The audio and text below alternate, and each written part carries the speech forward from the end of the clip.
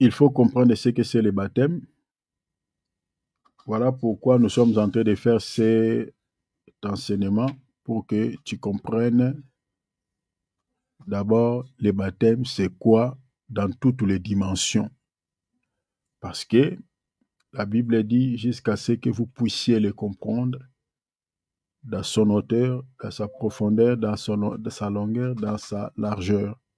Donc, la parole de Dieu, il faut la comprendre dans toutes ses dimensions. C'est très important. Même la ville sainte, la Nouvelle Jérusalem, la Bible dit, les temples avaient la forme du carré. Et tous les côtés étaient la même dimension. Donc, c'est pour dire tout simplement que la parole de Dieu se mesure dans toutes les quatre coins dans la même dimension. Donc, même quand tu attends largeur, ne prenez pas largeur dans le sens littéral, que voilà, la longueur est plus longue, largeur est trop. Non, c'est en forme carrée. Donc, même la largeur, c'est la même dimension que la longueur. Même quand tu vois l'auteur et la profondeur, c'est toujours la même dimension. Donc, c'est pour dire que la parole de Dieu, c'est de cette manière que ça s'interprète. Même quand vous êtes dans la doctrine, même quand vous êtes dans la révélation, même quand vous êtes dans la connaissance ou dans la prophétie, la parole reste telle qu'elle est. Donc, vous ne pouvez pas dire que comme je suis dans la révélation, je peux dire n'importe quoi. Quand je suis dans la doctrine, je peux interpréter la parole de Dieu n'importe comment. Non. La parole de Dieu, le Christ est au centre. Que ce soit dans la révélation, il faut bien expliquer la parole de Dieu parce qu'elle est telle qu'elle est. Alors, nous partageons sur les baptêmes. Comme tu as pris la décision de faire ton baptême, c'est une bonne décision. Cette décision, elle est magnifique. Mais il faut que tu comprennes d'abord, les baptêmes, c'est quoi? Alors, je vais commencer d'abord d'après l'histoire. D'après l'histoire, on va expliquer les baptêmes dans toutes les dimensions selon les Écritures. Mais d'après l'histoire, origine du baptême, d'après l'histoire. D'après l'histoire, les baptêmes tirent son origine dans le judaïsme à l'Antiquité. Dans le judaïsme à l'Antiquité, en particulier avec le concept du mikveh. Souffrez un peu, je sais que ce sont des choses peut-être qui peuvent te dépasser, mais je ferai de tout pour que tu comprennes vraiment clairement ce que je vais dire.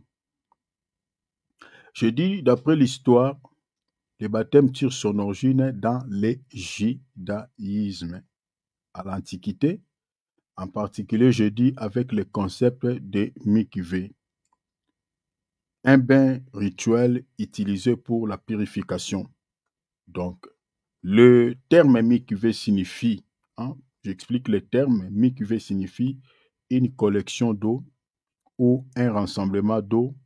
Ainsi, ce terme désigne une étendue d'eau comme une source ou un lac. C'est ça ce qui veut dire mikveh. Donc, c'est une étendue où on remplit d'eau. On remplit souvent l'eau de source ou soit l'eau de pluie qu'on remplissait dans cet endroit-là. Ça faisait comme un étang d'eau, un étendu ou un étang ou un lac. Alors, déjà, le judaïsme dont on fait mention ici, ce n'est pas le judaïsme qu'on retrouve aujourd'hui. C'est le judaïsme qui tire son origine, au fait, qui commence avant même la dispensation, je peux dire avant même la loi, avant même la dispensation de l'ancienne alliance. Donc, il y avait déjà quelques, je peux dire, quelques religions anciennes, d'après l'histoire, quelques pratiques qui ressemblaient au judaïsme. Parce qu'il faut comprendre que les judaïsmes, ce sont, voilà, après des siècles, il y a eu quelques courants, je parle de courants, c'est-à-dire quelques mouvements qui ont maintenant donné naissance, qui s'attachaient aux lois de Moïse, qui utilisaient des lois, mais à leur manière, ils interprétaient les lois. Mais en réalité, c'était déjà des fausses religions ou quelques coutumes, quelques religions, quelques fausses religions qui existaient déjà bien avant, depuis l'époque d'Abraham. Les gens déjà étaient des idolâtres, ils invoquaient des esprits, ils adoraient le soleil, ils adoraient, voilà. Alors, ce sont déjà des choses qui ont donné naissance, d'après l'histoire, au judaïsme. Après le XIIIe siècle, c'est-à-dire après Moïse, il y avait au moins 4 courants qui étaient nés, parmi lesquels on a le pharisaïsme, il y a les sadducéens, il y avait le courant qu'on appelait les pharisiens, le deuxième courant c'était les sadducéens, le troisième courant c'était les zélotes, et le quatrième courant c'était euh, donc j'ai cité les pharisiens, les sadducéens, les zélotes, et puis le quatrième c'était qui? Il y avait les pharisiens, j'ai cité les sadducéens, j'ai cité les zélotes et puis les esséniens. Voilà, les esséniens. Donc il y avait ces 4 grands courants après 13e siècle, parce que ces 4 grands courants est né au 6e siècle lors de la construction du Second Temple.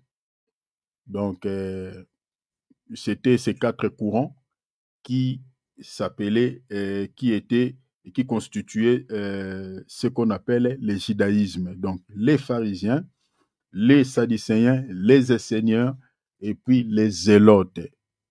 Je crois que si le Seigneur permettra, un jour on parlera la confession, en fait, la manière dont les pharisiens interprétaient les Écritures, que ce soit les sadducéens, que ce soit les zélotes, on expliquera tous ces courants qui ont existé, qui ont été nés plutôt depuis le 6e siècle avant notre ère, dans lors du Second Temple. Alors, donc, c'est parmi ces courants, les Esséniens, et ils baptisaient les gens. Il y a même quelques spéculations d'après certains historiens qui disent que Jean-Baptiste a eu l'idée de faire les baptêmes par les Esséniens parce que les Esséniens pratiquaient la Torah et puis ils suivaient Jean-Baptiste. C'était ce mouvement habitait du côté de la mer, hein, du côté de la mer Morte, et c'était des gens qui faisaient ce genre de pratiques, qui baptisaient les gens, et c'était des gens qui suivaient aussi quelques enseignements de Jean-Baptiste. Alors d'autres disent que Jean-Baptiste a eu l'idée même de faire le baptême par les Esséniens. Donc ce sont deux historiens qui disent cela. Alors ça c'était juste pour nous donner quand même une image à ce qui concerne les baptêmes d'après l'histoire. Donc ça remonte un peu plus loin. Ça ne commence pas avec les enfants de Dieu, mais dans l'Antiquité, quelques fausses religions faisaient déjà ce genre de pratiques, de purification, de baptêmes, de baptiser les gens. Mais maintenant, origine des baptêmes d'après la Bible. Origine des baptêmes d'après la Bible vient du ciel. Je parle de l'origine du baptême d'après la Bible. Je dis que le baptême d'après la Bible vient du ciel. La première mention du baptême dans la Bible, on la voit avec Moïse. Et la deuxième mention, on la retrouve avec Jean. C'est ça ce qu'il faut retenir. Je parle de l'origine du baptême, je réitère, je dis que l'origine du baptême d'après la Bible vient du ciel. Le baptême d'après la Bible ne vient pas des hommes. D'après l'histoire, c'est les hommes qui ont commencé cette histoire de baptême. Mais d'après la Bible, le baptême vient du ciel. Le baptême ne vient pas des hommes. Parce que la première mention du baptême dans la Bible, on la voit avec Moïse et la deuxième mention avec Jean. Alors, on va lire une écriture. Prenons la Bible. Si tu as la Bible, tu peux lire. Ouais, je suis... Nous sommes dans 1 Corinthiens chapitre 10, verset 2e. Est-ce que tu peux lire, s'il te plaît? 1 Corinthiens chapitre 10, verset 2. 2. Ouais. Qu'ils ont tous été baptisés en Moïse dans le nuée et dans la mer. Ici, la Bible nous montre que l'Israël, on a pris les versets en chemin, mais si tu remontes à partir du verset, on parle d'Israël. L'Israël a été baptisé, la Bible dit en Moïse. Soulignez, je reviendrai là pour expliquer quelque chose, mais allons-y d'abord, mais je reviendrai. On dit en Moïse, dans la nuée, et puis dans la mer. Donc, ces baptêmes ici, c'est les baptêmes que Moïse avait donnés aux enfants d'Israël dans la mer. Et l'Israël a été baptisé aussi dans la nuée. C'est ça ce que la Bible dit. Si vous cherchez ça dans l'Ancien Testament, ces versets, vous ne trouverez pas. Mais c'est l'apôtre Paul qui nous fait comprendre que l'Israël, lorsqu'il traversait la mer, Moïse l'avait baptisé. Les enfants d'Israël ont été baptisés dans la mer et puis ils ont été baptisés dans la nuée.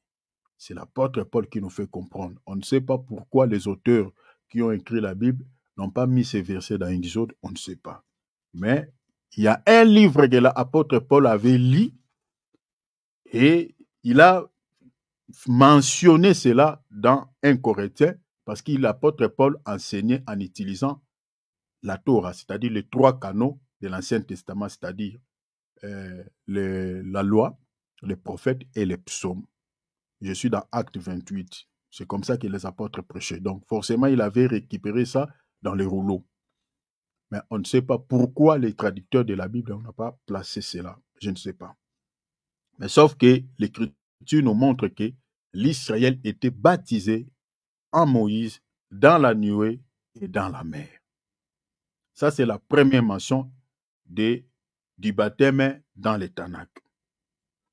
Alors,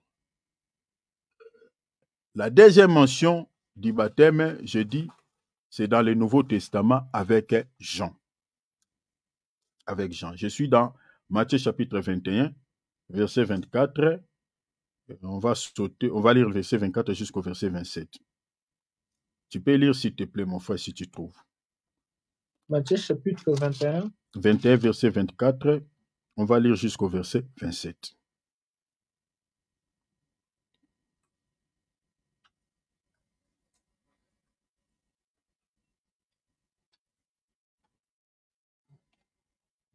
Sois rapide, s'il te plaît. « 24. Bingo, c'est bon. Jésus leur répondit, je vous adresse aussi une question et si vous m'y répondez, je vous dirai par quelle autorité je fais ces choses. Les baptêmes des gens, d'où viennent-ils? Du ciel ou des hommes? Donc, vous voyez ici, le Seigneur dit, je vous adresse aussi une question et si vous m'y répondez, je vous dirai de quelle autorité je fais ces choses. Maintenant, il leur dit quoi? Les baptêmes des gens, d'où vient-il? Du ciel ou des hommes? Continuez, mon frère. Mais ils raisonnèrent ainsi entre eux.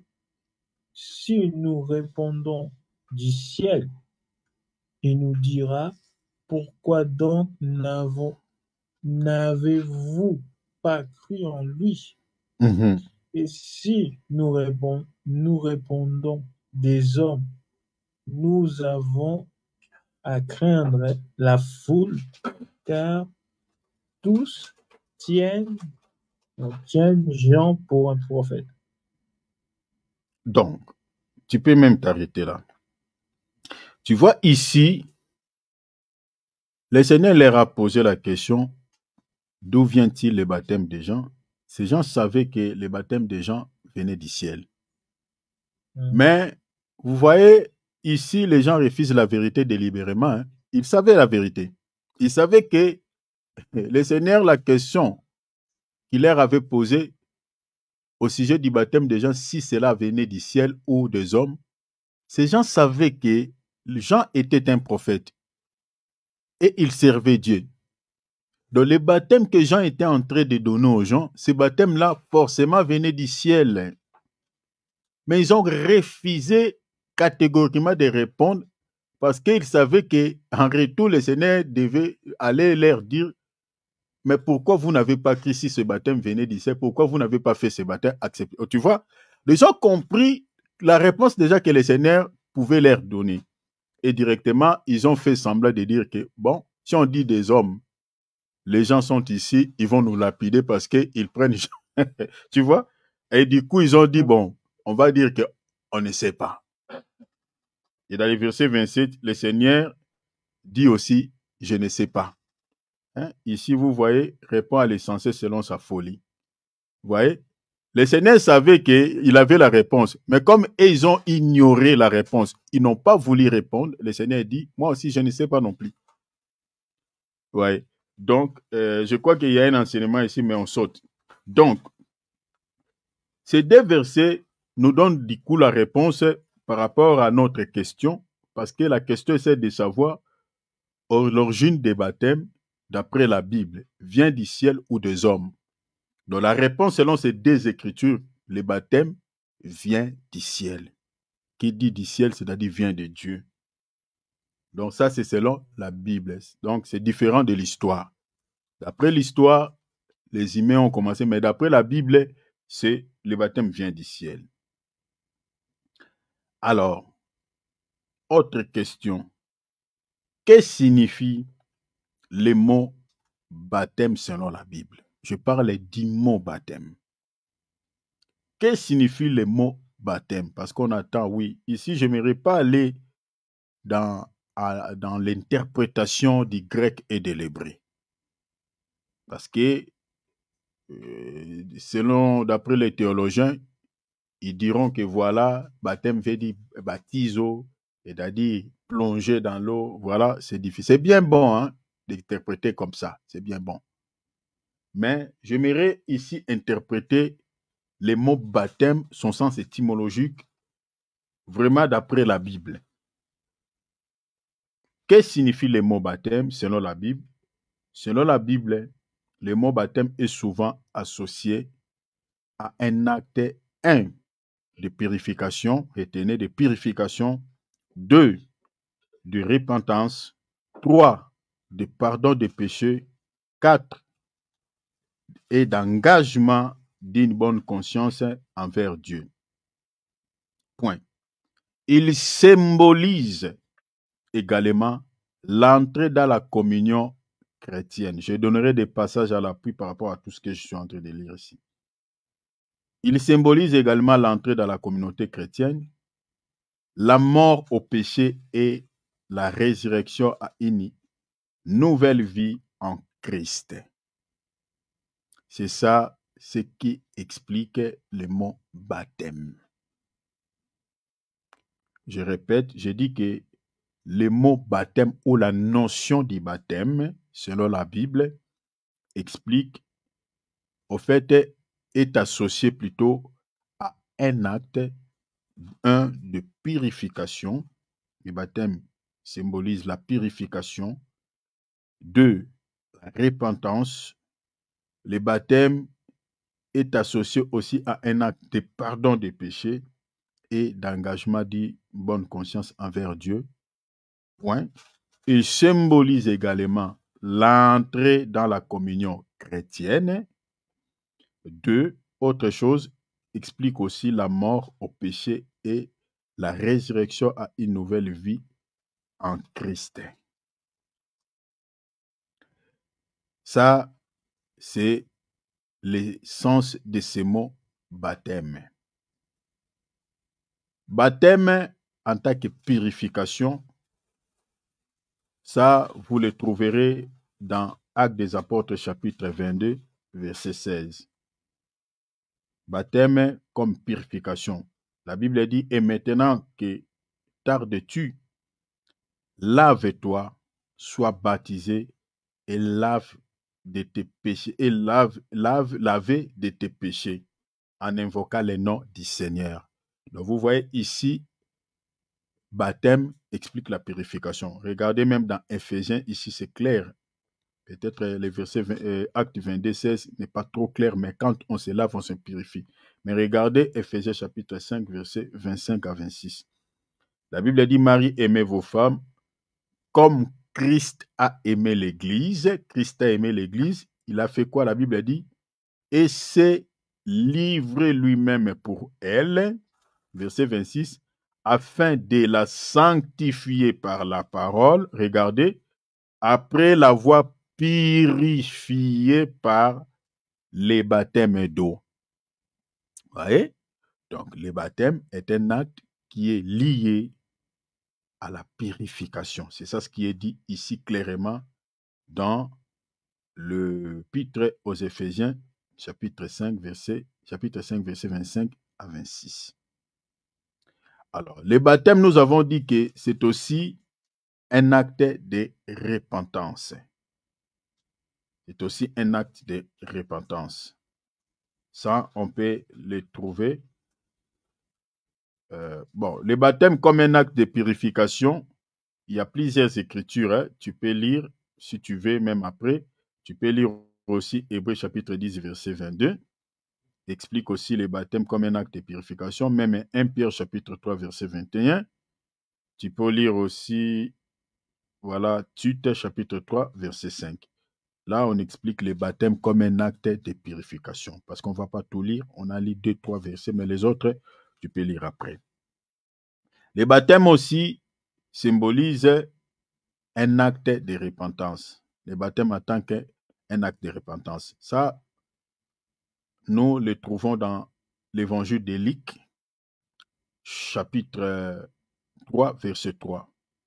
La Bible dit, il alla dans toute la région du Jourdain, prêchant le baptême de repentance pour la rémission des péchés.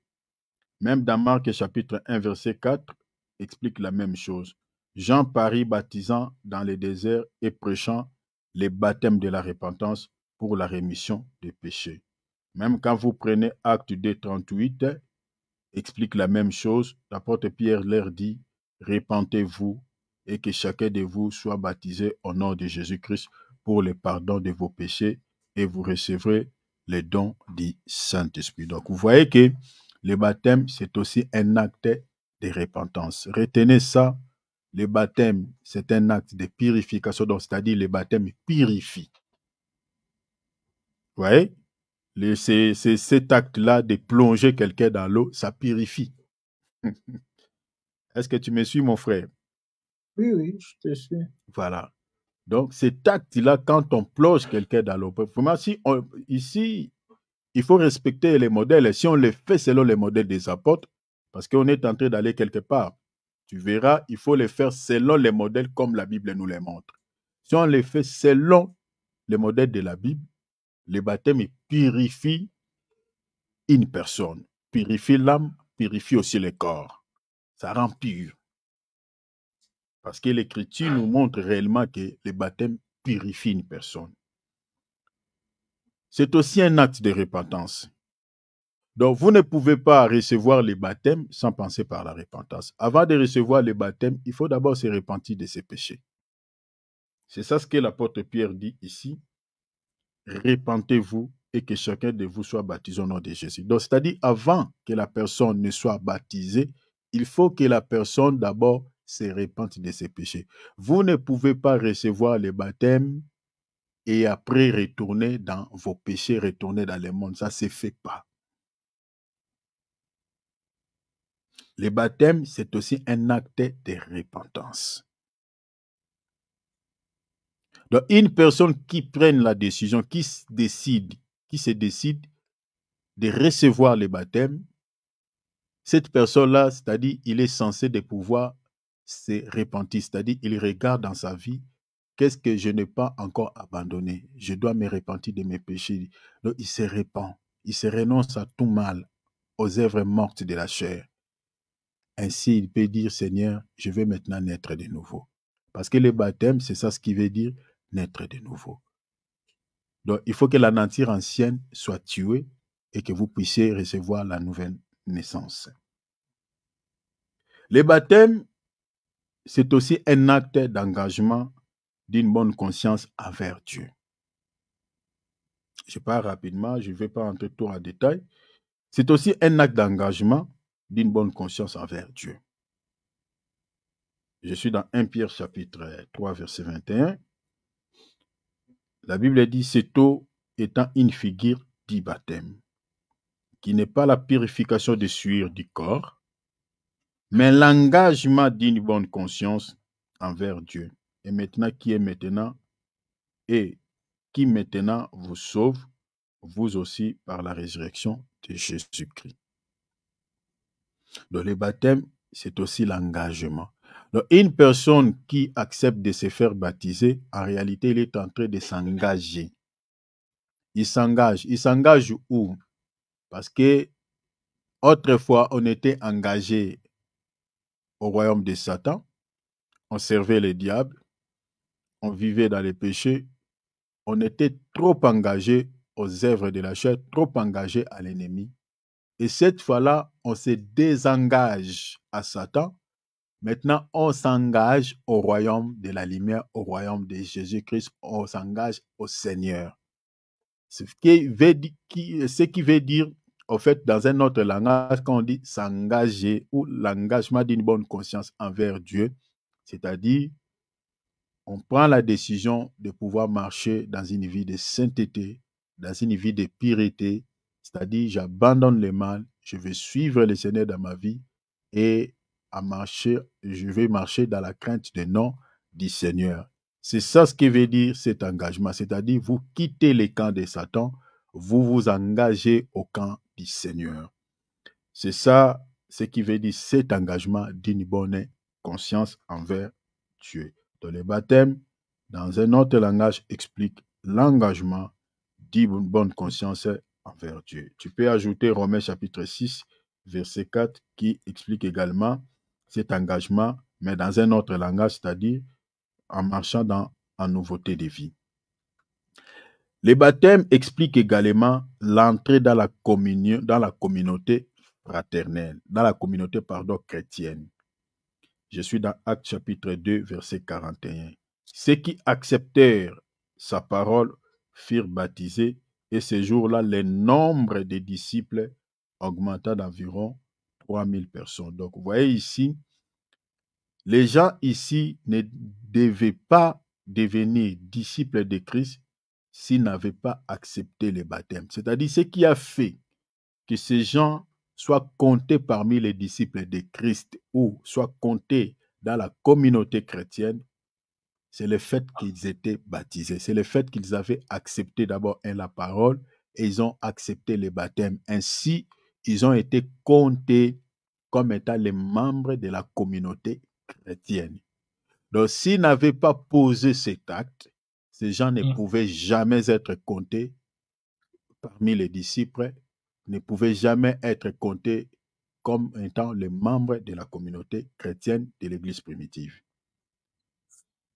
Vous pouvez aussi ajouter Galates chapitre 3, verset 27. La Bible dit en effet, vous tous qui avez été baptisés en Christ, vous avez revêtu Christ. Donc, une fois qu'on est baptisé en Christ, on revêt Christ. Donc, c'est-à-dire, on devient membre du corps de Christ.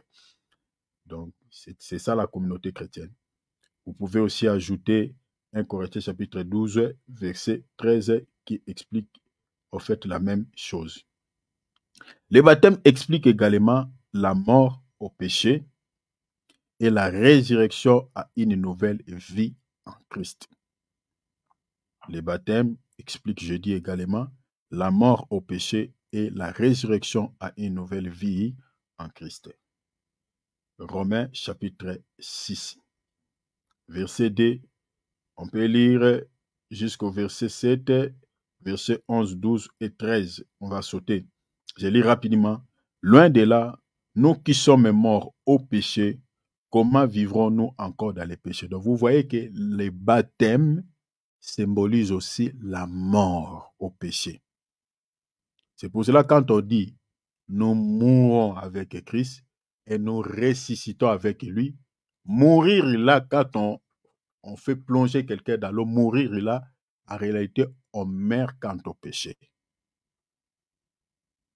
Donc, c'est-à-dire, c'est la nature du péché qui se tue, c'est-à-dire par l'eau de baptême, cette nature-là, sur le plan spirituel, en réalité, est morte.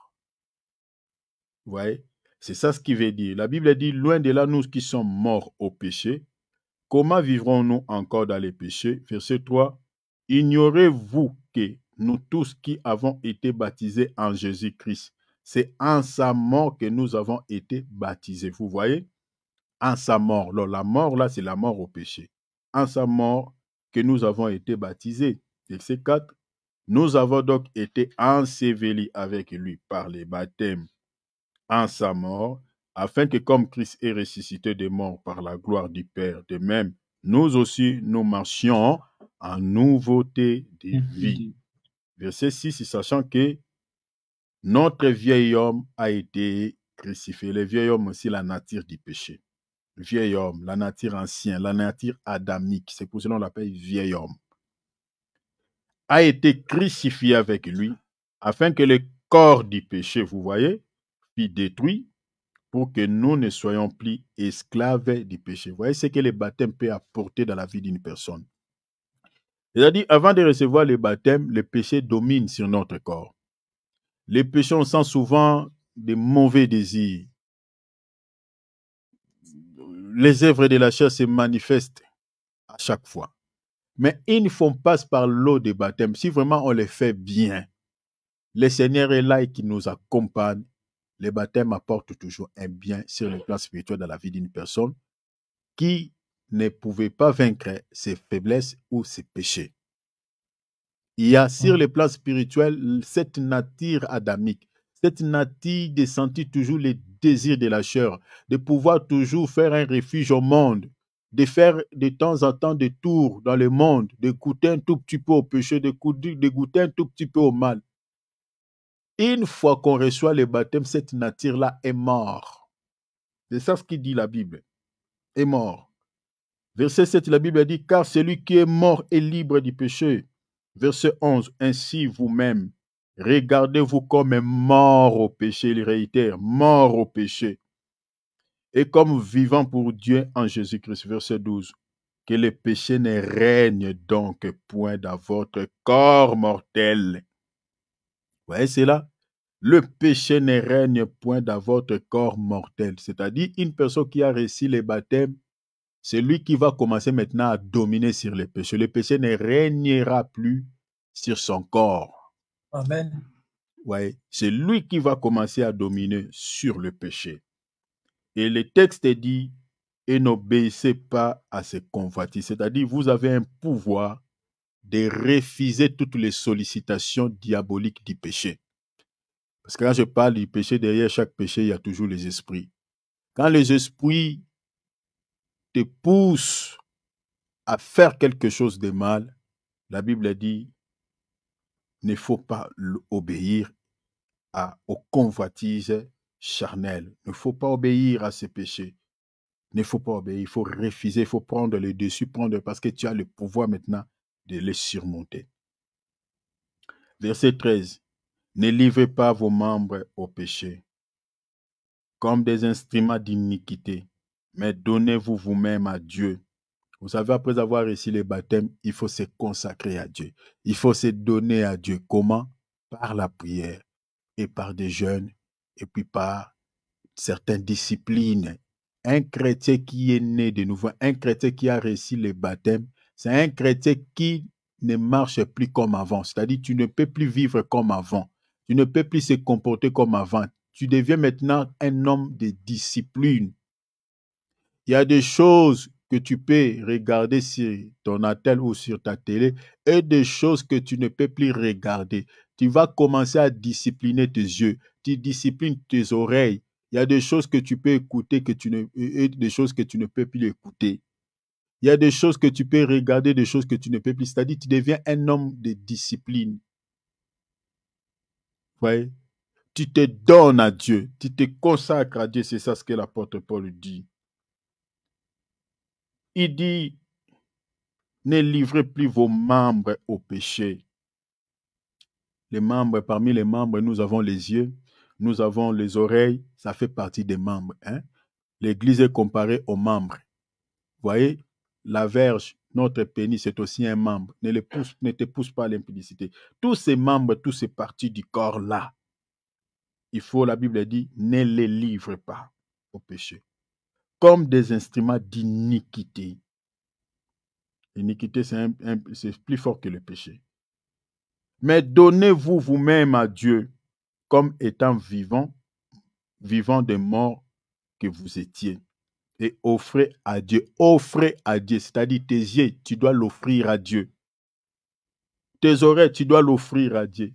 Un chrétien qui a reçu son baptême et qui continue à écouter la musique profane, c'est quelqu'un qui n'a pas donné encore ses oreilles-là à Dieu. Parce que si tu as donné ces membres-là à Dieu, tu ne peux plus écouter cette musique. C'est-à-dire chaque partie de ton corps, c'est un membre. Et ces membres-là, la Bible dit, il faut que tu l'offres à Dieu. Un chrétien qui prend son pénis pour aller, goûter toutes les femmes prostituées ou les donner à plusieurs partenaires, c'est un chrétien qui n'a jamais donné ces membres-là à Dieu. C'est-à-dire, une fois qu'on passe par les eaux de baptême, et lorsqu'on sort, tu te décides, tu dis, dès à maintenant, Seigneur, tous les membres de mon corps t'appartiennent. Mes yeux t'appartiennent, mes oreilles t'appartiennent. Quelqu'un qui était voleur, ta main là fait partie des membres, tu les donnes à Dieu. Ta bouche là, tu pouvais parler mal aux gens, ça fait partie des membres, tu les donnes à Dieu. Autrefois tu insultais, mais cette fois-là tu ne peux plus insulter parce que ta bouche maintenant appartient à Dieu, ça ne t'appartient plus. C'est ça ce que l'apôtre Paul dit. Offrez à Dieu vos membres comme des instruments de justice. Cette écriture, on peut l'associer avec Romains 12. Offrez vos corps comme des sacrifices vivants. Alors, je saute. Comment peut-on faire les services du baptême selon les modèles apostoliques? Ça, c'est une question. Comment peut-on faire les services du baptême selon les modèles apostoliques, selon les modèles que les apôtres nous ont légués? Parce que la Bible est là que nous détenons. Tout ce qui est écrit dans cette Bible, c'est les prophètes et les apôtres qui nous ont légué ces écrits. La Bible dit nous sommes bâtis sur le fondement des prophètes et des apôtres. Ce sont eux qui sont notre modèle. Ce sont eux. Alors, comment peut-on faire les services du baptême selon le modèle apostolique? Les apôtres, comment est-ce qu'ils ont fait les services du baptême? Ce sont eux notre modèle. 1. Dans une piscine qu'il faut baptiser les gens. Les apôtres ont-ils baptisé les gens dans une piscine? Est-ce qu'il y a même un verset? Parce que nous marchons sur leurs traces. Nous marchons sur leurs traces. Est-ce que les apôtres, 2, dans un bassin, il faut baptiser quelqu'un? 3, dans une baignoire? 4, dans une rivière, dans un fleuve ou dans une mer, ainsi de suite? La réponse est que la manière dont on peut baptiser les gens, d'après les modèles apostoliques, c'est dans une eau qui coule. Dans une eau qui coule. Si ce n'est pas dans une eau qui coule, ce modèle-là, ça ne se justifie pas selon la Bible parce que les apôtres ont fait les services des baptêmes dans une eau qui coule. On les voit avec Jean-Baptiste, on voit cela avec Jésus et ses apôtres, c'était dans l'eau qui coule. Il n'y a aucune mention dans la Bible, dans le Nouveau Testament, où on voit les services des baptêmes se passait dans une piscine ou dans un réservoir. Parce qu'en Israël, n'oubliez pas, il y avait aussi la piscine de Bethesda. Il y avait aussi les réservoirs de Siloé. Mais nulle part on verra où on avait baptisé quelqu'un dans le réservoir de Siloé ou dans la piscine de Bethesda. Il n'y en a pas. Mais par contre, dans la piscine de Bethesda, les gens s'est jetés pour avoir trouvé la guérison. Au réservoir de Siloé, Jésus avait envoyé un aveugle là-bas pour aller laver ses yeux. Donc, c'est-à-dire, c'était des lieux connus, il y avait l'eau là-bas. Mais nulle part, vous allez voir que ce soit notre maître Jésus ou Jean-Baptiste ou les apôtres sont allés dans des endroits là pour faire les baptêmes. Non. Ils allaient toujours dans les journées. Pourquoi? Parce que l'eau qui coule, il y a toute une explication sur le plan spirituel.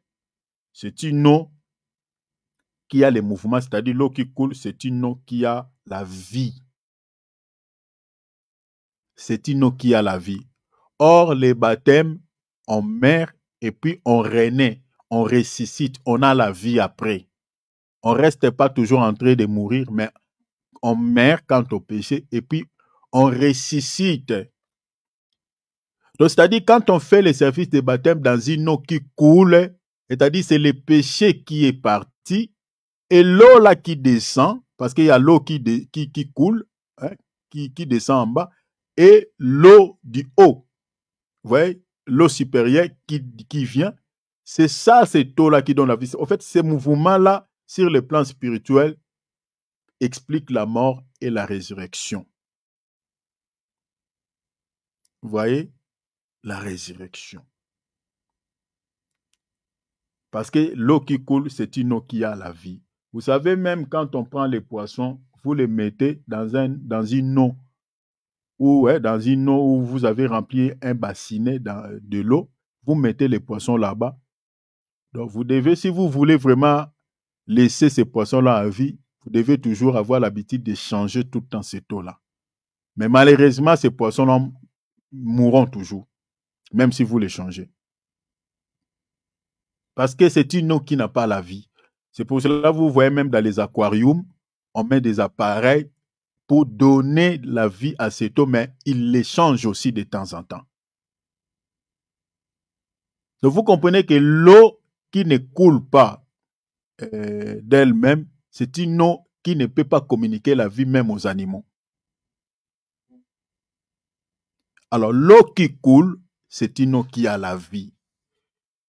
Et c'est cette eau-là qu'il faut baptiser les gens. Voilà pourquoi, vous voyez, parce que les baptêmes, quand on meurt, après on a la vie, on a besoin de recevoir la vie.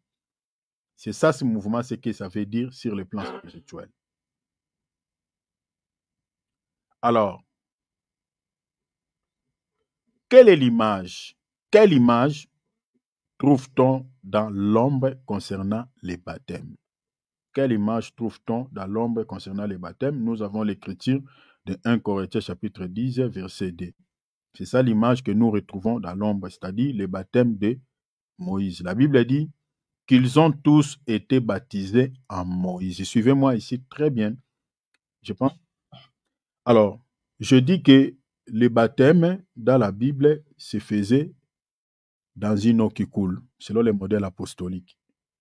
On n'a jamais baptisé les gens dans une piscine, non plus dans un bassin ou dans une baignoire ou dans tout ça, dans toutes ces choses. Alors que je disais qu'en Israël, il y avait des piscines, il y avait aussi des réservoirs, mais nulle part, la Bible fait mention qu'on a baptisé les gens dans ces endroits-là. Donc, c'était toujours dans un fleuve, dans les Jourdains, commençant par Jean-Baptiste, Jésus et ses disciples. Donc, l'eau qui coule, c'est une eau qui a la vie. L'eau qui ne coule pas, c'est une eau qui n'a pas la vie. Même quand vous prenez les animaux, les poissons, tous les animaux, les animaux marins, vous les mettez dans une eau qui ne coule pas, ces animaux-là vont mourir. Donc, l'eau qui coule sur le plan spirituel, c'est une eau qui communique la vie. Quand on meurt en Christ, après, on a besoin de la vie, on ressuscite. Donc, ce mouvement-là, sur le plan spirituel, c'est important. Voilà pourquoi on fait le baptême dans une eau qui coule. Là, je crois que tu m'as bien saisi. Oui. Voilà. Alors, quelle image trouve-t-on dans l'ombre concernant les baptêmes? Je donne l'écriture Tu peux lire, hein? Comme ça tu peux éviter un tout petit peu le sommeil. 1 Corinthiens chapitre 10, verset 2.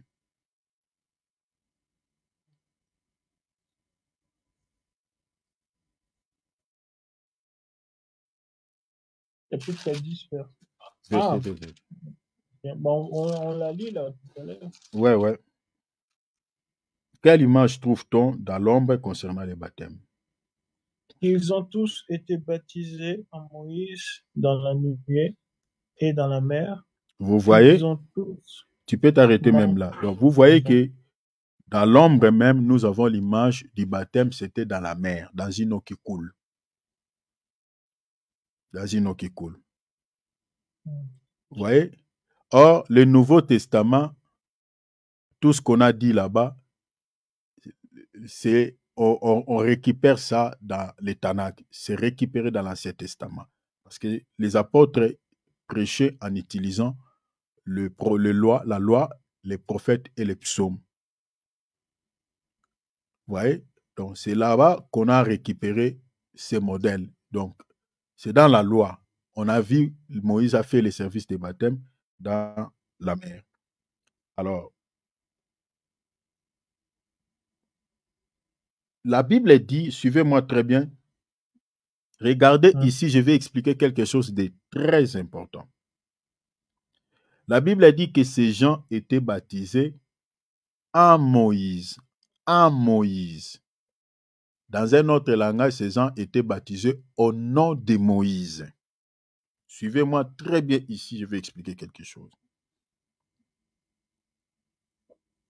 Tu vas voir, même dans l'ancienne, dans la nouvelle alliance, le service des baptêmes est fait en Christ ou en Jésus-Christ.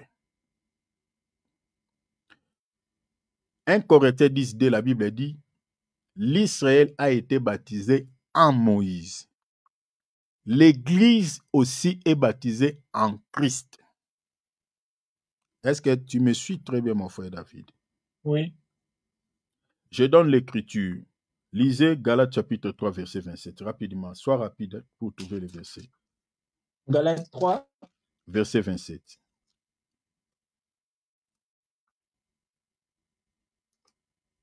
Ouais. Baptisé en Christ, vous avez revêtu Christ. Répétez, on dit car. C'est 26 alors. Car vous êtes tous fils de Dieu. Non, lisez 27. C'est 27. Baptisé en Christ. Ou bien tu peux lire le verset 26 alors. Je ne sais pas si c'est différent ou comment. Non, c'est 26 et 27.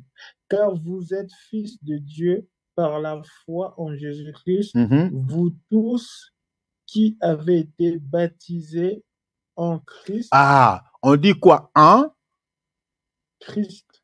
Vous voyez, comme on dit en Moïse, ici on dit en Christ. Quand tu lis la Bible, il faut veiller avec tout ça. Dans 1 Corinthiens 10, 2, on dit, vous avez été baptisés en Moïse. Dans Galates 3, verset 27, on dit en Christ. Tu vois ça? Pourquoi on dit en Moïse? Pourquoi on dit en Christ? Même si tu lis Romains chapitre 6, verset 3, hein, lisez rapide, Romains 6, verset 3, s'il te plaît, rapidement. Romains 6. Verset 3.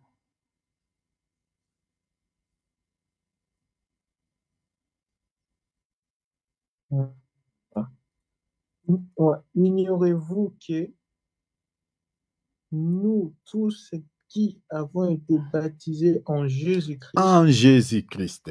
Tu vois ça? En Jésus-Christ.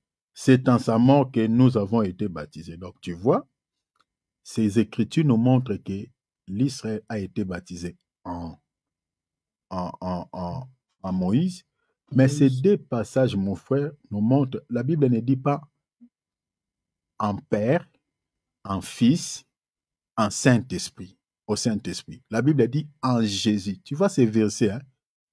C'est clair. Le baptême se donne en Jésus. Donc, c'est-à-dire, dans la Bible, nous avons des prophètes majeurs sur lesquels les gens ont été baptisés en leur nom. Est-ce que tu as vu ça, frère David? Oui. Le baptême dans la Bible a été donné au nom de deux prophètes. Un, Moïse, deux, Jésus. Point barre. Ces deux écritures-là nous montrent, noir sur blanc. Maintenant, pourquoi les gens ont-ils été baptisés en Moïse? On ne dit pas Abraham. On ne parle pas d'Abraham. On ne parle pas des autres prophètes, mais on parle de Moïse. Si tu lis Deutéronome 28, Deutéronome 18, 18, le Seigneur avait fait la promesse à l'Israël. Le Seigneur leur avait dit, je vous enverrai un prophète comme moi, vous l'écouterez. Donc Jésus est comparé à Moïse par rapport à la mission. Moïse, dans sa mission, c'est lui qui a inauguré la première alliance. Et Jésus, c'est lui qui a inauguré la nouvelle alliance. Est-ce que tu vois ça, mon frère David? Voilà. Exode chapitre 24, versets 7 à 8, c'est Moïse qui a inauguré la première alliance. Et si tu lis Hébreux chapitre 9, verset 15, Jésus a inauguré la deuxième alliance. C'est par rapport à cela que Moïse est un grand prophète et Jésus aussi est un grand prophète. Ce sont les deux prophètes majeurs. Les gens ont été baptisés en leur nom. Donc tu vois maintenant que Jésus, le baptême a été donné en Christ et en Jésus. Ces versets-là, frère, il y en a plein où tu vas voir que le baptême se donne en Jésus. Pas au nom du Père, pas au nom en Jésus. On a lu tout à l'heure Galates, on a lu Romains, mais j'ajouterai d'autres. Suivez-moi très bien. Notre modèle, c'est Jésus. Jésus lui-même a été baptisé par Jean dans une eau qui coule, c'est-à-dire dans le fleuve du Jourdain. Suivez-moi ici très bien, frère David. Ne dors pas. Jésus, il est notre modèle. Il est notre modèle. Nous n'avons pas un autre modèle, mon frère. Mahomet n'est pas notre modèle. Bouddha n'est pas notre modèle. Aucun prophète est notre modèle, excepté Jésus qui est notre modèle. Il est notre imitateur. C'est lui que nous devons plutôt imiter. La Bible dit Jésus était baptisé. Est-ce que Jésus avait-il besoin de faire les baptêmes? Regardez même lorsqu'il est allé vers Jean. Jean dit, mais c'est moi qui dois être baptisé, qui a besoin de se faire baptiser auprès de toi. Ce n'est pas toi. Mais Jésus a dit quoi? Laissez les Écritures puissent s'accomplir. Donc Jésus avait fait ça pour nous montrer la ligne, pour nous montrer les modèles. Est-ce que tu comprends cela, mon frère? Jésus était Dieu, n'avait pas besoin de baptême, mais pour faire quoi? Est-ce que Jésus avait des péchés? Jésus avait besoin de se purifier? Jésus avait besoin de la vie? Lui-même était la vie. Mais il a fait ça pourquoi? Pour nous montrer aussi la ligne, nous montrer aussi les modèles.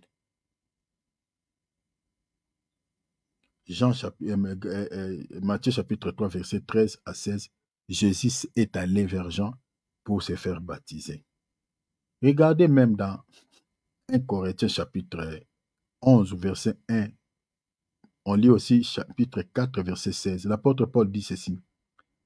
Le Seigneur est notre modèle. Paul dit, soyez mes imitateurs comme je suis imitateur de Christ. Paul imitait Christ. Il imitait Christ en quoi? Christ s'est fait baptiser dans un fleuve. Mais si nous imitons Christ, nous devons aussi baptiser les gens où? Dans les eaux qui coulent, non? N'est-ce pas, mon frère? Oui. C'est ça notre modèle. Paul dit, je suis imitateur. Donc, Paul imitait la vie de Christ. Quand on imite Christ, on imite même la manière dont Christ s'est fait baptiser. Frère, c'est simple à comprendre certaines choses. Si on n'imite pas Christ, Christ s'est fait, il avait fait le service de baptême, il avait reçu son baptême dans un fleuve, dans une eau qui coule. Maintenant, si on commence à baptiser les gens en imitant je ne sais pas qui, ça, on s'écarte, on n'est plus imitateur de Christ, on n'est plus disciple de Christ. Même dans 1 Thessaloniciens chapitre 1, verset 6, l'apôtre Paul nous exhorte et dit, vous avez été mes imitateurs et c'est du Seigneur. Il dit, vous avez été mes imitateurs et c'est du Seigneur. Donc, notre imitateur, c'est le Seigneur Jésus-Christ. Même 2 Corinthiens chapitre 3, verset 9, l'apôtre Paul nous exhorte à imiter Christ. Mais regardez, je vais dire quelque chose. Jésus est la pierre fondamentale de la doctrine chrétienne. Donc, je commence d'abord par Christ, notre modèle. Parce que c'est Christ avait reçu son baptême dans une piscine ou dans un lac. On pouvait aussi dire, ah bon, on peut baptiser quelqu'un plutôt dans un bassin ou dans un réservoir ou dans une eau qui ne coule pas. Mais on voit ici, Christ a reçu son baptême dans le Jourdain, frère David. Que dit la Bible au sujet du Seigneur? Le Seigneur est la pierre principale. Je suis dans 1 Corinthiens, j'aimerais lire une écriture plutôt. 1 Corinthiens, chapitre 3, versets 10 à 11.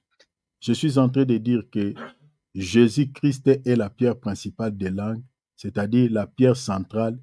Il est le fondement de la doctrine chrétienne. C'est-à-dire, si on enlève cette pierre, on commence à placer une autre pierre ou à faire des choses. Parce que quand je parle de la pierre ou des fondements de la doctrine chrétienne, je parle des enseignements, je parle de la manière dont Christ nous a enseigné les choses, de faire les choses.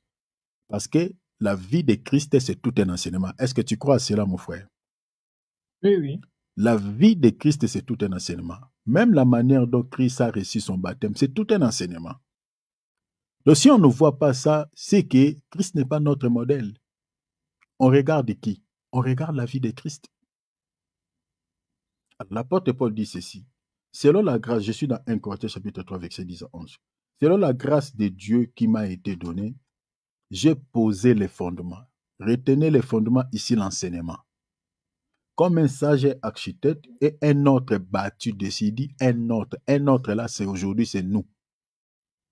Nous sommes en train de bâtir, mais nous allons bâtir, comme l'apôtre Paul dit, un autre bâti dessus, mais il dit, mais que chacun prenne garde à la manière dont il bâtit dessus. Bâtir ici, c'est prêcher, frère. Est-ce que tu comprends, mon frère David? Bâtir, oui, c'est prêcher. C'est-à-dire, quand on prêche la parole, nous devons respecter les fondements. Les fondements, c'est-à-dire les enseignements que Christ nous a légués via ses apôtres. Le baptême est inclus dedans. L'apôtre Paul dit dans le verset 11, « Car personne ne peut poser un autre fondement. » En d'autres termes, personne ne peut donner un autre enseignement. Il dit que celui qui a été posé ou celui qui a été prêché, savoir qui? Jésus-Christ, notre modèle.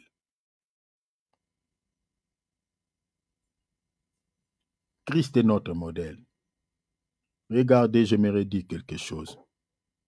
Dans Luc chapitre 6, verset 40, la Bible dit, « Le disciple n'est pas plus que le maître. Mais tout disciple accompli sera comme son maître. » Est-ce que tu vois quelque chose là-dessus? Le disciple n'est pas plus que son maître. Mais tout disciple accompli sera comme son maître, frère. Sera comme son maître, c'est-à-dire notre maître, c'est qui? C'est Jésus. C'est-à-dire nous devons être comme notre maître. Il a reçu son baptême dans une eau qui coule, dans un fleuve. Mais c'est lui notre modèle. Nous devons suivre ses traces.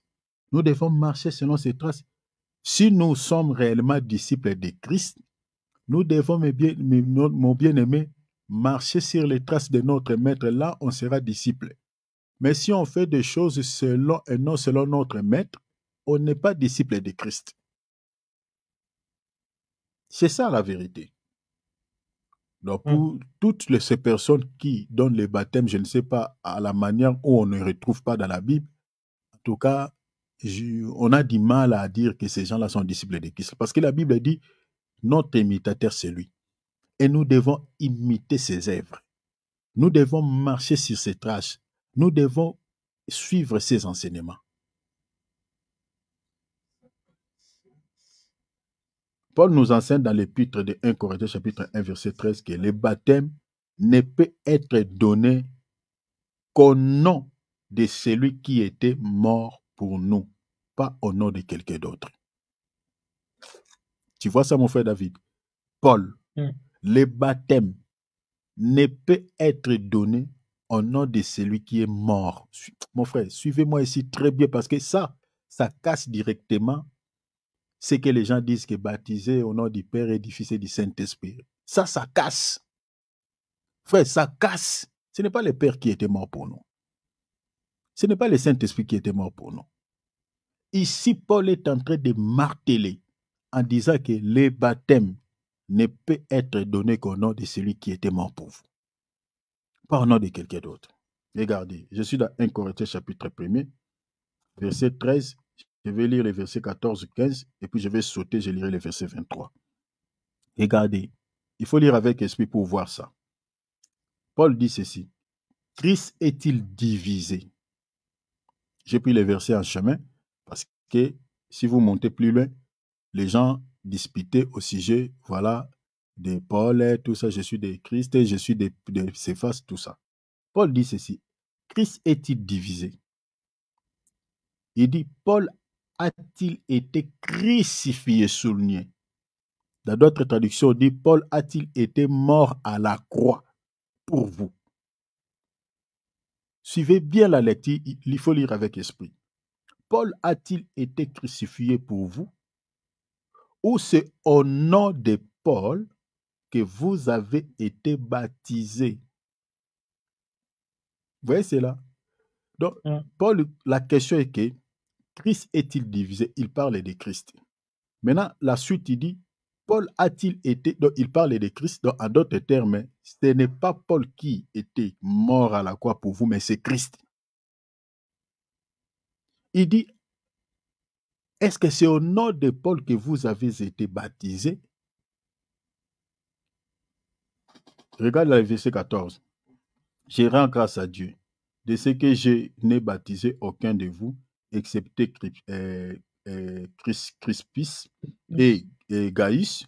Verset 15, il dit, afin que personne ne dise que vous avez été baptisés en mon nom.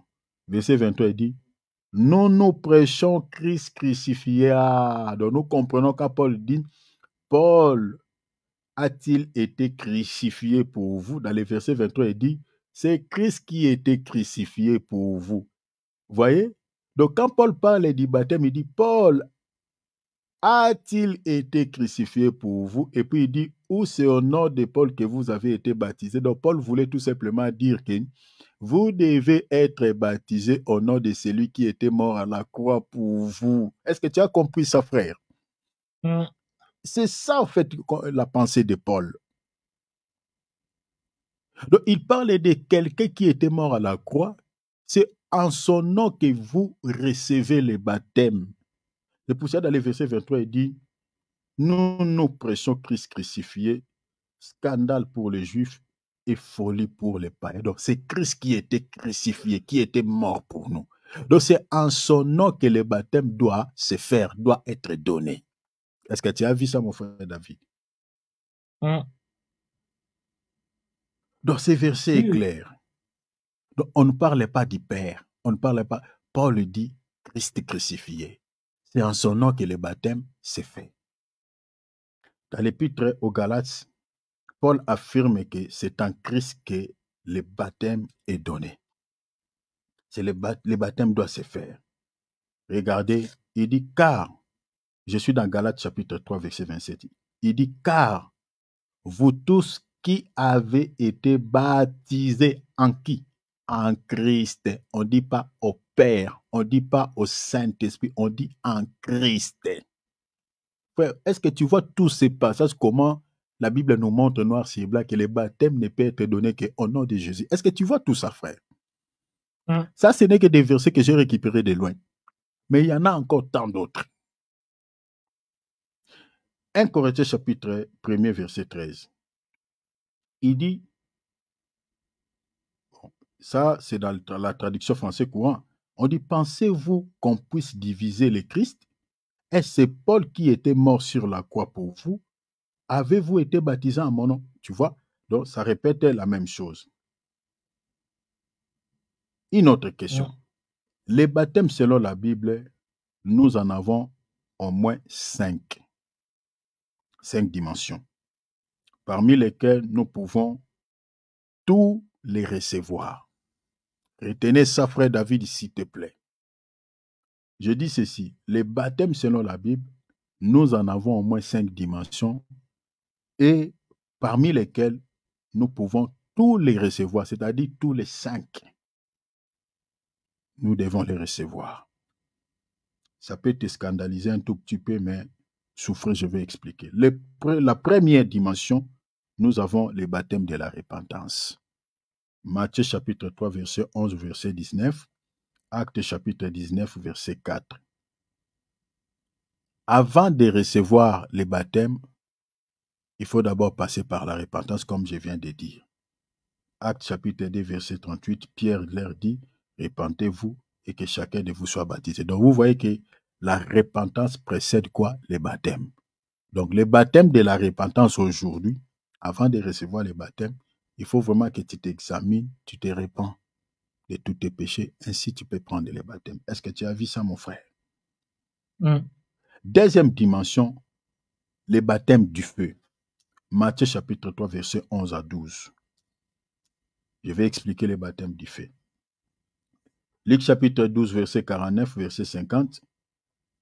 La Bible dit, « Je suis venu jeter un feu sur la terre. Et qu'ai-je à désirer s'il est déjà allumé? » Verset 50. Ça, c'est Jésus qui parle. « Il est un baptême dont je dois être baptisé. Et combien il me tarde qu'il soit accompli. » Jésus parle d'un baptême qui doit être baptisé. Ce baptême ici, il était question de l'épreuve qu'il devait passer. L'épreuve là était considérée comme un fait, parce que je parlais du baptême du feu. Donc Jésus, le baptême dont tu parles dans Luc 12, versets 49 à 50, c'était le baptême du feu qu'il devait recevoir, c'est-à-dire l'épreuve. Apocalypse chapitre 3, verset 18, la Bible dit, « Je te conseille d'acheter de moi l'or éprouvé par le feu. » L'or là, c'est lui. Il a été prouvé par le feu à la croix de Golgotha. C'est ça le symbole de ces baptêmes. Est-ce que tu as vu ça, mon frère? Voilà. Parce que c'est lui, l'or, qui devait passer par le feu. Le fait qu'il était passé à la croix, c'était ça, ce fait-là. L'épreuve du Seigneur, c'était la croix.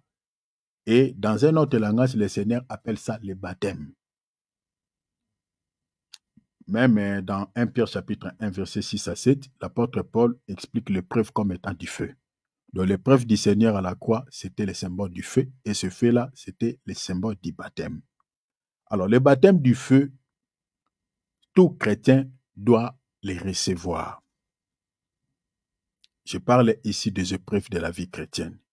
C'est obligatoire, vous devez passer par là. C'est ça le baptême du feu que le Seigneur nous donne. Parce que la Bible dit, c'est par beaucoup de tribulations qu'il nous faut entrer dans les royaumes des cieux. Et l'apôtre Pierre parle des épreuves de la vie chrétienne. Je suis dans 1 Pierre, chapitre 1er, verset 6 à 7. Il dit, c'est là ce qui fait votre joie, quoique maintenant, puisqu'il le faut, c'est obligatoire que vous soyez attristés pour un peu de temps par des diverses épreuves. Il dit, afin que l'épreuve de votre foi, plus précieuse que l'or périssable qui cependant est éprouvé par le feu. Vous voyez, l'or, c'est la vie d'un chrétien. Le feu, c'est l'épreuve que le chrétien doit traverser. Après, il dit quoi? Et pour résultat quoi? La louange, la gloire et l'honneur lorsque Jésus-Christ apparaîtra. Vous voyez cela? Donc, c'est-à-dire, si vous n'êtes pas passé par là, la porte du ciel est fermée. Lorsque le Seigneur apparaîtra, vous ne pouvez pas, vous n'êtes pas digne. Donc, le baptême de feu, en un mot, c'est l'épreuve de la vie chrétienne. Nous avons le baptême d'eau. Le baptême d'eau, je suis dans Jean chapitre 3, verset 1 à 8, Actes chapitre 1er, verset 5, Actes chapitre 11, verset 16. Je vais lire Jean chapitre 3, verset 5. Jésus répondit, en vérité, je te l'ai dit, si un homme n'est né d'eau et d'esprit, il ne peut entrer dans le royaume des cieux. Le baptême d'eau, c'est ça ce qui va se faire demain par la grâce de Dieu. C'est ça le baptême d'eau. Tu peux lire aussi Actes chapitre 10, verset 46-47. La Bible dit, car ils entendaient parler en langue et glorifiaient Dieu. Alors Pierre dit, peut-on refuser l'eau du baptême à ceux qui ont reçu le Saint-Esprit aussi bien qu'à nous? Donc, vous voyez ici, donc l'eau du baptême est important. Donc, c'est ça ce qui va se faire. Donc, le baptême d'eau est hyper important. J'expliquerai une autre dimension par rapport à cela. Nous avons aussi le baptême de l'Esprit. Jean chapitre 3, verset 1 à 8. Acte chapitre 1, verset 5. Acte chapitre 2, verset 1 à 4. Et puis Acte 11, 16. Acte 10, 34. Acte 10, 34. Vous sautez, vous lisez 44 à 48. Et puis Acte chapitre 8, verset 14 à 17. Tous ces passages-là parlent du baptême de l'Esprit. Les baptêmes de l'Esprit, il y en a deux dimensions. Est-ce que tu me suis ici, mon frère? Je vais t'expliquer quelque chose. Tu dors? Tu dors pas? Voilà. Non. Voilà. Les baptêmes de l'Esprit, il y en a deux. Deux dimensions aussi. La première dimension, le baptême de l'Esprit, se manifeste par les dons spirituels. Et la deuxième dimension, le baptême de l'Esprit nous donne les sceaux pour le jour de la rédemption. Tu as vu ça, mon frère? Le premier signe du baptême du Saint-Esprit, c'est la manifestation des dons.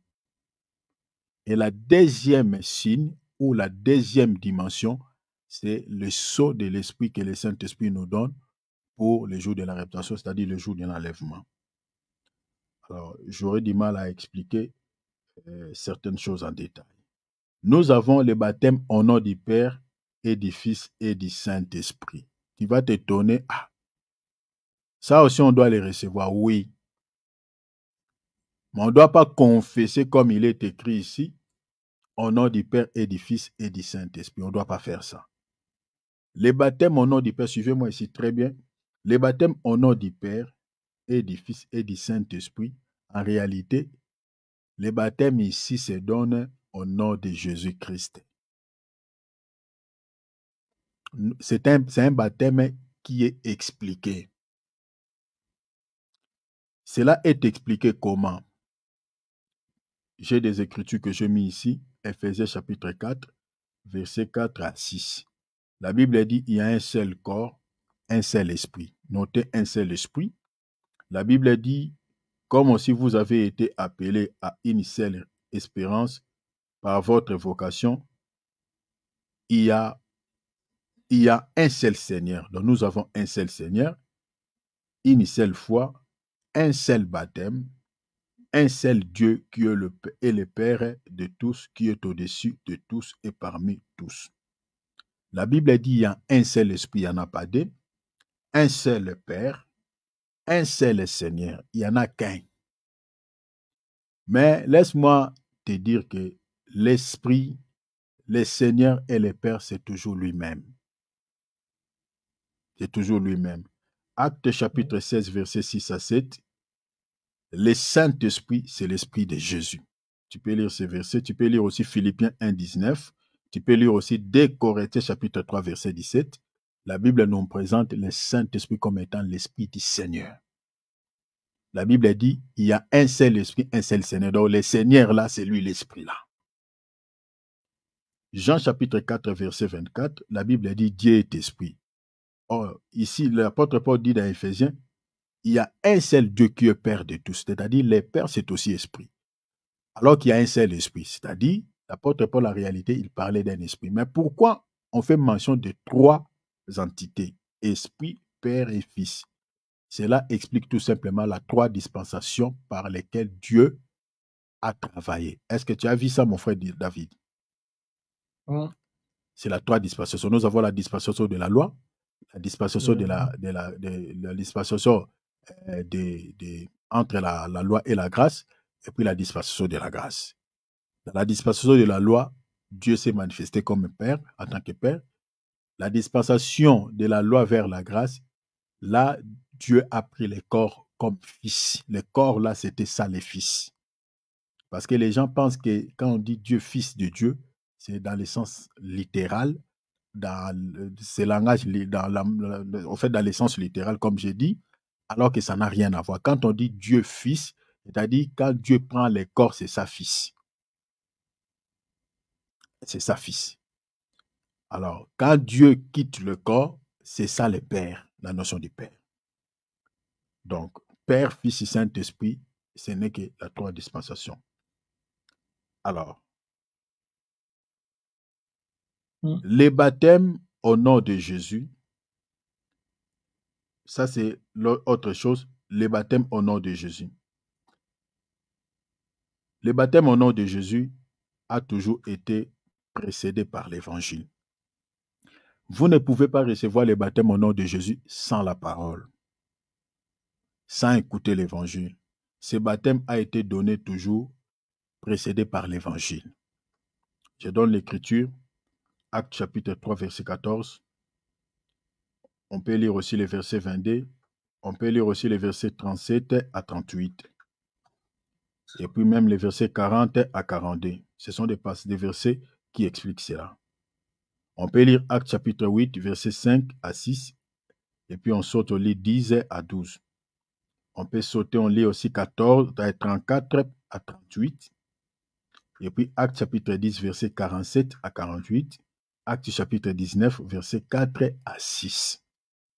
Ces passages-là expliquent les baptêmes au nom de Jésus. Tous ces versets que j'ai donnés parlent du baptême au nom de Jésus. Tu vois que tous ces versets sont différents des versets que j'ai donnés tout à l'heure qui nous montrent noir sur blanc que le baptême ne peut être que donné au nom de Jésus. Les versets des Galates, les versets des Romains. Tu as vu ça, mon frère David? Voilà. Alors, les versets que j'ai donnés ici, ces versets parlent du baptême au nom de Jésus. Je réitère, Acte 3, 14, tu sautes, tu lis 22, et puis tu sautes, tu lis 37. 37 à 38, et puis tu sautes, tu lis 41 à 42. Tu peux lire aussi Acte chapitre 8, versets 5 à 6. Tu peux lire, tu sautes, tu lis 10 à 12, et puis tu peux sauter, tu lis encore 34 à 38. Tu lis encore Acte chapitre 10, versets 47 à 48, et puis Acte 19, 4 à 6. Ce sont des versets qui expliquent noir sur blanc les baptêmes au nom de Jésus-Christ. Alors, les baptêmes selon la Bible, c'est fait au nom du Seigneur Jésus-Christ, point barre. Selon les passages de la Bible. Alors,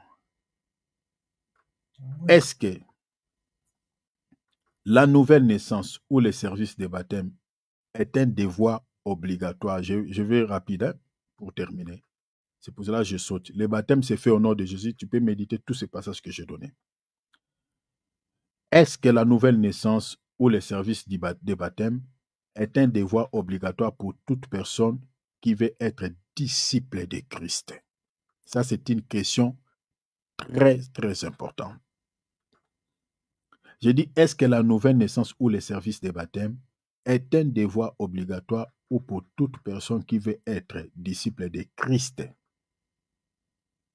La réponse est oui.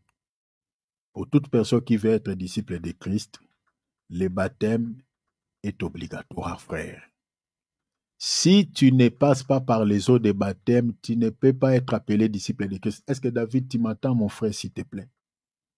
Oui, je t'entends. Le baptême fait que nous soyons disciples de Christ. Je donne l'écriture.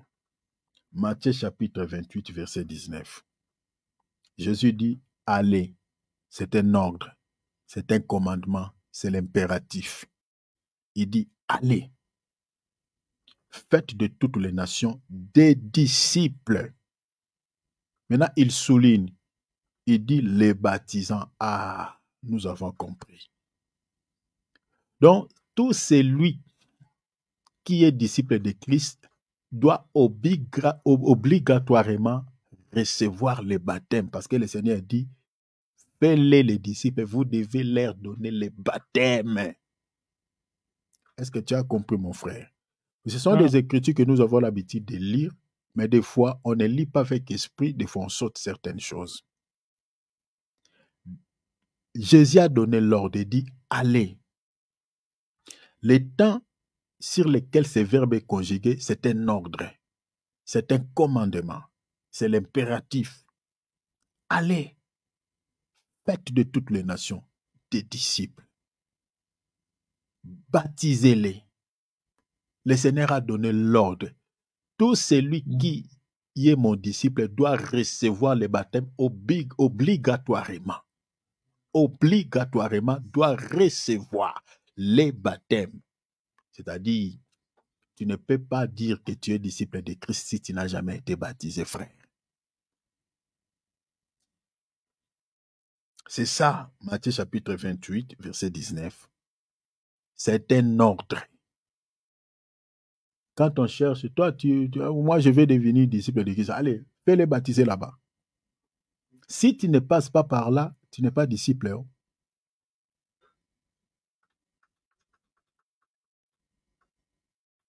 Regardez dans Jean chapitre 3, verset 7.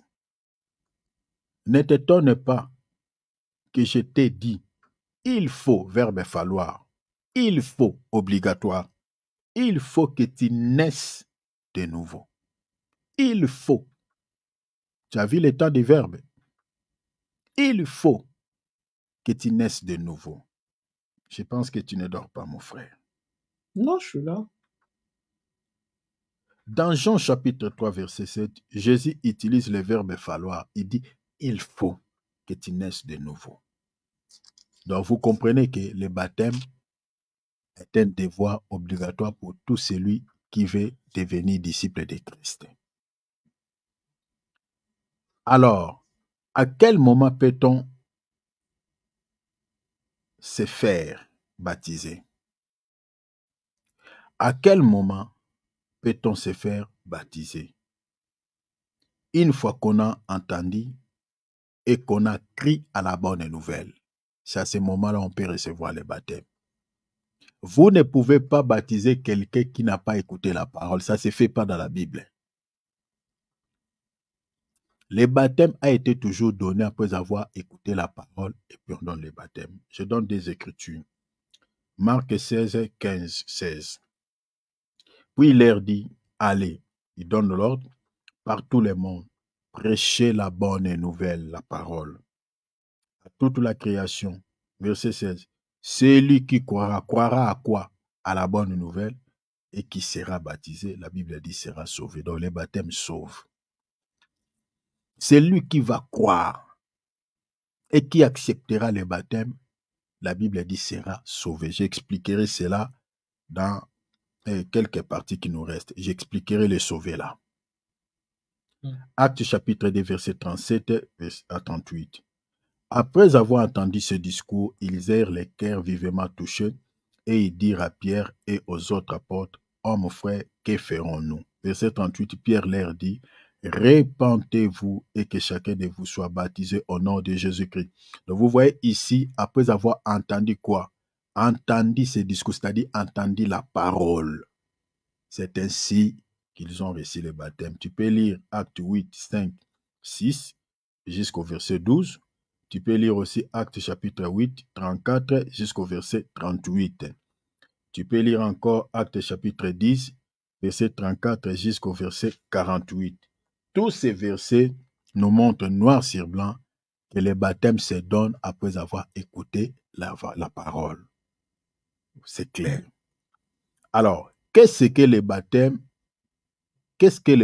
apporte sur les plans spirituels et physiques dans la vie d'une personne? Le baptême apporte quoi? Frère David, ça c'est important. Qu'est-ce que le baptême peut apporter dans la vie d'une personne sur les plans physiques et sur les plans spirituels? Retenez mon frère, le baptême nous donne la nouvelle identité en tant qu'enfant de Dieu sur le plan spirituel, car nous naissions avec l'identité adamique avec le corps du péché. Mais par l'eau des baptêmes, nous recevions l'identité nouvelle dans le Seigneur une fois qu'on a crié à l'évangile. Le baptême nous donne une nouvelle identité en tant qu'enfant de Dieu. Mon frère David, Une personne qui n'a pas reçu le baptême, mon bien-aimé, il n'a pas cette identité. Il n'est pas digne d'être appelé enfant de Dieu. C'est ça le bénéfice du baptême. Donc, quand Dieu compte ses enfants, Dieu te compte. Les baptêmes, je réitère, nous donnent la nouvelle identité. Pourquoi je dis nouvelle? On avait l'ancienne identité, maintenant on reçoit une nouvelle. L'ancienne identité, c'était l'identité d'Adam.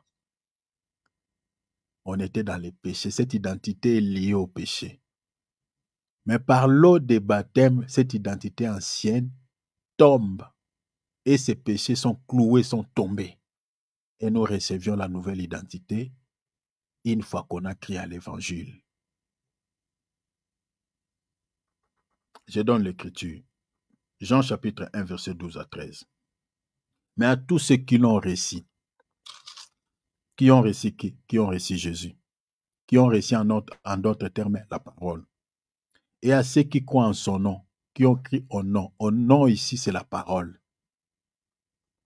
Elle a donné le pouvoir de devenir enfant de Dieu. Ah, vous voyez? Donc nous ne naissons pas enfants de Dieu, mais on devient. Mais on devient comment? Verset 13 explique. La Bible dit lesquels sont nés. Ah, vous voyez cela? Donc on devient enfant de Dieu par la nouvelle naissance. Est-ce que tu as vu ça, mon frère David? Oui. Non du sang, ni de la volonté de l'homme, de la chair quand on parle, ni de la volonté de la chair, c'est-à-dire la naissance adamique, ni de la volonté de l'homme, mais de Dieu. Donc, le baptême fait de sorte que nous devenions enfants de Dieu. C'est par le baptême. Sur le plan spirituel, le baptême est une porte qui nous donne également l'accès au royaume de Dieu. Le baptême. Et pour cela, tout à l'heure, on a dit, celui qui croira et qui sera baptisé sera sauvé. C'est ça ce que j'explique ici. Donc, je dis que sur le plan spirituel, le baptême est une porte, frère David. Est une porte qui nous donne l'accès au royaume des cieux. C'est-à-dire, une personne qui reçoit le baptême, mon frère, il est déjà à la direction de la porte du royaume des cieux. Je donne l'écriture. Jean chapitre 3, verset 2. On va aller jusqu'au verset 6. On saute, on lira le verset 8. Tu me suis, hein, mon frère? On va terminer. Oui, je suis là. Jésus lui répondit, en vérité, je te l'ai dit, si un homme n'est né de nouveau, il ne peut pas voir le royaume de Dieu. Ah! Si quelqu'un n'est pas né de nouveau, si quelqu'un n'est pas passé aux eaux des baptêmes, frère, la Bible a dit quoi? Ne peut pas voir le royaume des cieux. Verset 4. Nicodème lui dit, comment un homme peut-il naître quand il est vieux? Peut-il rentrer dans les seins de sa mère et naître? Il demande. Il n'a pas compris cette naissance. Jésus parlait de la naissance adamique, qui était la naissance ancienne, mais il faut renaître en Christ. Il n'avait pas compris. Verset 5. Jésus répondit, en vérité, je te le dis. Si un homme n'est né d'eau et d'esprit, il ne peut pas entrer. Jésus dit, ne peut pas entrer dans le royaume de Dieu. Frère, ça c'est fort, hein? Donc, le baptême nous donne, donc c'est une porte qui nous donne l'accès, frère, au royaume des cieux. Et pour cela, la Marc 16, verset 15 à 16, la Bible a dit, celui qui croira et qui sera baptisé sera sauvé. Donc, c'est-à-dire qu'une personne qui passe par l'eau des baptêmes, il est déjà à la direction de la porte du ciel. Verset 8. Le vent souffle où il veut et tu attends le bruit, mais tu ne sais où il vient, ni où il va. Il en est ainsi de tout homme qui est né de l'esprit. Le baptême nous donne la naissance spirituelle. Sur le plan physique, le baptême nous aide à ne plus vivre dans le péché, mais plutôt à manifester le fruit digne de la repentance. Et ça sur le plan physique. Je donne Romains chapitre 6. Romains chapitre 6, verset 1er. On va pas tout lire, mais je prends seulement Je vais lire ça et là. Mais on peut lire Romains à partir du verset 6, chapitre 6, pardon, verset 1, jusqu'au verset 22. Ça, tu peux lire après, mais on va lire sauter ça et là. La Bible dit, que dirons donc? Demeurions-nous dans les péchés, afin que la grâce abonde? Loin de là. Nous qui sommes morts au péché, comment vivrons-nous encore dans les péchés? Ignorez-vous que nous tous qui avons été baptisés en Jésus, tu vois, en Jésus, on ne dit pas au Père. Est-ce que tu as vu ça, frère? Ça, c'est Romain. Hein? On dit en Jésus. On a été baptisés en Jésus, frère. Retenez tous ces passages, frère. Tu peux réécouter et noter ces passages. Si quelqu'un cherche un débat, tu peux fournir tout ça. Ça, c'est une richesse, frère. Partout dans la Bible, on parle des baptêmes en Jésus. Avons été baptisés en Jésus, c'est en sa mort que nous avons été baptisés. Je saute. Je prends le dernier passage, les versets 21 et 22. La Bible dit, je lis le verset 20, on dit, car lorsque vous étiez esclaves du péché, vous étiez libres à l'égard de la justice. 21. Quels fruits portiez-vous alors? Des fruits dont vous réjouissez aujourd'hui, car la fin de ces choses, c'est la mort, c'est-à-dire les péchés. Mais maintenant, étant affranchis du péché et devenus esclaves de Dieu, vous avez pour fruit quoi? La sainteté et pour fin, la vie éternelle. Donc vous voyez que le baptême fait de sorte que nous puissions manifester le fruit de la sainteté, le fruit de la sanctification. Les baptêmes, sur le plan physique, tes œuvres étaient des œuvres mortes. On te voyait par exemple dans des choses qui n'honoraient pas Dieu. Ton langage n'était pas bien, tes actes n'étaient pas bons, n'étaient pas bons. Mais du moment où tu as réussi les baptêmes, frère, ton langage change. Tu étais dans les publicités, ça change. Tu étais dans les vols, ça change. Tu étais dans les mensonges, ça change. C'est-à-dire, sur le plan physique, les gens peuvent témoigner que, celui-là, en tout cas, depuis qu'il est né de nouveau, en tout cas, il y a un changement. Il n'est plus dans ces choses-là. Donc, le baptême sur le plan physique, ça fait que nous puissions manifester les fruits. Ça nous aide.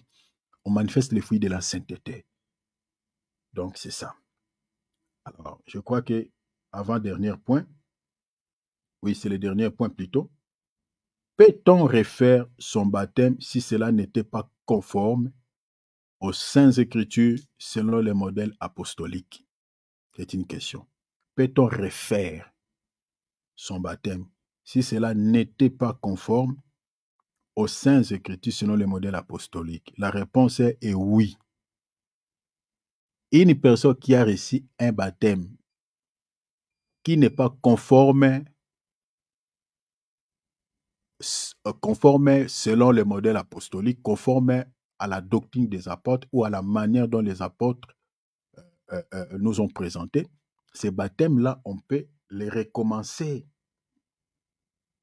Selon quelle écriture? Selon Acte 19, verset 1er, on peut lire jusqu'au verset 7. Acte 19 jusqu'au verset 7. On peut lire aussi Acte 18, verset 24 jusqu'au verset 28. Donc, si tu as reçu un baptême à l'église catholique, à néo-apostolique, ou dans une église où on baptise au nom du Père et du Fils et du Saint-Esprit, où on avait fait seulement l'aspersion sur la tête, les baptêmes là, si vous avez écouté la bonne parole, il faut les refaire selon cette écriture que j'ai donnée. Voilà, j'ai tout expliqué. Je ne sais pas s'il y a des questions. Comme ça, on va clôturer par ici.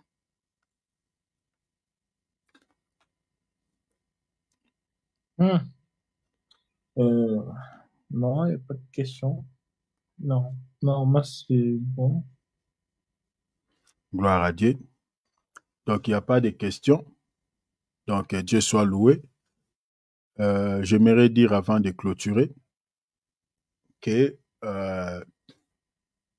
demain, tu peux me faire la guitare, s'il te plaît, mon frère. Donne-moi ici, s'il te plaît, mon frère Philippe. Merci beaucoup. Merci.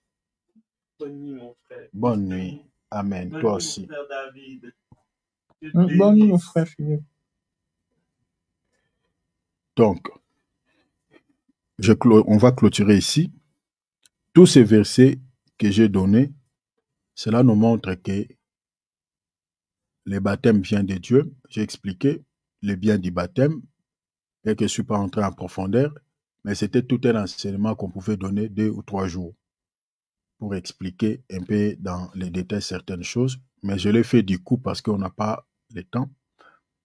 Mais tu peux réécouter cet enregistrement même après. Tu vas comprendre certaines choses. S'il y aura des questions, n'hésitez pas à me poser. Donc, les baptêmes, selon le modèle apostolique, se donnent dans une eau qui coule, parce qu'il y a les explications. Comme je viens de dire que l'eau qui coule, c'est une eau qui respire, c'est une eau qui a la vie. Et sur le plan spirituel, il y a l'impact de cela. Parce que il faut comprendre que tout ce qui est doctrinal, les esprits les accompagnent. Quand on fait quelque chose bien selon le modèle de la Bible, il y a des bénéfices sur le plan spirituel. Mais quand on ne respecte pas la doctrine, il n'y a rien qui se passe. Il n'y a pas de bénéfices, il n'y a rien. Donc, comprenez que les baptêmes, selon la Bible, apportent beaucoup de bien. Et si on les fait bien, et ça se donne au nom du Seigneur Jésus-Christ. Et les baptêmes de l'Esprit, on les fait par l'imposition des mains. J'ai expliqué aussi les 5 dimensions du baptême. Les baptêmes des faits, j'ai expliqué les épreuves. Les baptêmes de la repentance, on se répand.